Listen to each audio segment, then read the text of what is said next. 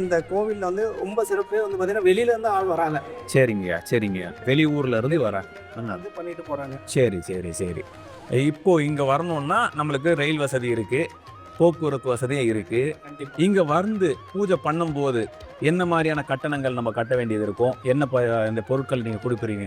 எல்லா சனிக்கிழமைகளும் வந்து பார்த்தீங்கன்னா ராகு காலம் 9லேருந்து ஆ. 9:10 வந்து ராகு காலம் நடக்கும். அந்த ராகு கால நேரத்தில் வந்து பார்த்தீங்கன்னா ராகு கேதுக்கு பால் அபிஷேகம் பண்ணுவாங்க. அதுக்கு வந்து கட்டணம் ₹20. சரி, கோவிலுக்கு செல்லுது. சரிங்க. வரும்போது எடுத்துட்டு வாங்க. சனிக்கிழமை நான் எல்லா சனிக்கிழமையும் 9:10. Okay, okay. அதே போல ஞாயிற்றுக்கிழமையில் வந்து பார்த்தீங்கன்னா 4 ராகு காலம் நடக்கும். அந்த ராகு கால நேரத்தில் வந்து பார்த்தீங்கன்னா இந்த பரிகார பூஜைக்கு வந்து பார்த்தீங்கன்னா ₹600 சரி, கோவிலுக்கு கட்டிட்டு. ஸோ அவங்க கையாலேயே ராகுவுக்கு பால் அபிஷேகம் இங்கே பண்ணுறாங்க. அதுதான் சிறப்பான அம்சம் சரிங்க. இந்த கோவில்ல கோயிலில் உண்டு. அதனால அவங்களுக்கு திருப்தியா ஒரு பூஜையை பண்ணிட்டு கண்டிப்பா. அவங்க கையாலேயே ராகுக்கு அர்ச்சனையை பண்ணிட்டு நெய்வேத்தியத்தை பண்ணிட்டு இங்கே வந்து இங்கே பூஜை பண்ணிட்டு போகிறாங்க. இந்த பூஜை பண்ணிட்டு அதுக்கப்புறம் அவங்க வீட்டில் போய் என்ன செய்யணுங்கய்யா சொல்லுங்க.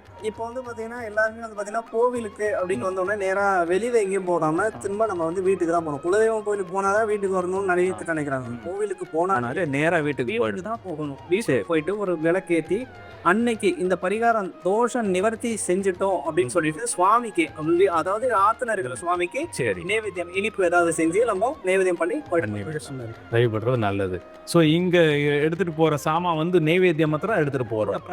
பிரசாதம் மாத்திரம் தான் வீட்டுக்கு, மற்றபடி இங்கேயே விட்டுட்டு போகிறது தான். காலஹஸ்தியில என்ன செய்யறோமோ அதே மாதிரி அந்த நாகங்களை இங்க போட்டு இங்கேயே விட்டுட்டு போவீங்க. உளுந்தோம் சரி ஆமா உளுந்தோம் கொள்ளும் வந்து பாத்தீங்கன்னா இங்கேயே போட்டு போட்டுருவீங்க. ஆமா ஆமா. அதே போல பிரசாதம் மட்டும் எடுத்துட்டு நம்ம கிட்ட இருக்கிற அத்தனை பாரத்தையும் இங்க விட்டுட்டு போறோன்ற மாதிரியான விஷயம். இந்த திருக்கோயிலை பற்றிய முழு விவரங்களை தெரிந்து கொள்ள எங்களுடைய கோ டெம்பிள் யூடியூப் சேனலில் பாருங்கள்.